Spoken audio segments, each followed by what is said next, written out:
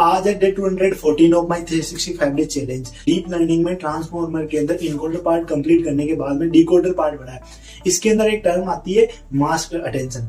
अब ट्रांसफॉर्मर का decoder part क्या करता है कि प्रिडिक्शन टाइम जो ऑटो रिग्रेसिव होता है और ट्रेनिंग टाइम में नॉन ऑटो रिग्रेसिव होता है। इट्स मींस ऑटो रिग्रेसिव मतलब सीक्वेंस टू सीक्वेंस, जब भी वो प्रिडिक्शन करेगा तो सीक्वेंस टू सीक्वेंस करेगा, और ट्रेनिंग करेगा तो वो पैरेलली इनपुट लेगा और आउटपुट देगा हमें। तो स्टेटमेंट थोड़ी सी ट्रिकी है, समझ में नहीं आई। क्या होता है कि एक प्रॉब्लम बताता हूं मैं आपको।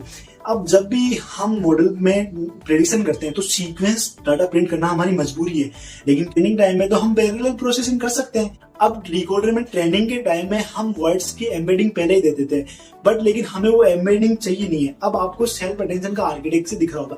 इस आर्किटेक्चर में क्योरी वेक्टर और की वेक्टर दोनों को मल्टीप्लाई करने के बाद में हमारे पास एक मैट्रिक्स आती है, जिसके बाद में जो मैट्रिक्स आती है, अब यहाँ पे है ना अपन एक मास्किंग अप्लाई करते हैं। मास्किंग कैसे करते हैं कि हमें जो आउटपुट में चाहिए S11, S21, S31 ही चाहिए।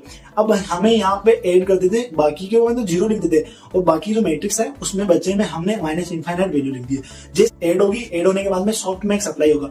जैसे ही सॉफ्ट मैक्स अप्लाई होगा उसके बाद में एक वेक्टर जनरेट होगा जिसमें S11, S21, S31 ही होगा। अब ये ट्रेनिंग के टाइम में अपन यूज कर देते हैं, जिसको मास्क अटेंशन बोला जाता है। ये डिकोडर का पार्ट है और ये एक प्रॉब्लम भी सॉल्व कर देता है डाटा लीकेज की। अब ऑल नो ये छोटा सा एक्सप्लेनेशन है। अगर आपको इन डेप्थ इसको पढ़ना है तो मैं वीडियो की एक लिंक दे रहा हूँ, उसको पूरा देख लो, पूरा क्लियर हो जाएगा। मैंने भी खुद से वहां से पढ़ाई की है, तो मुझे जितना आया मैंने आपको बता दिया। That's a today's output.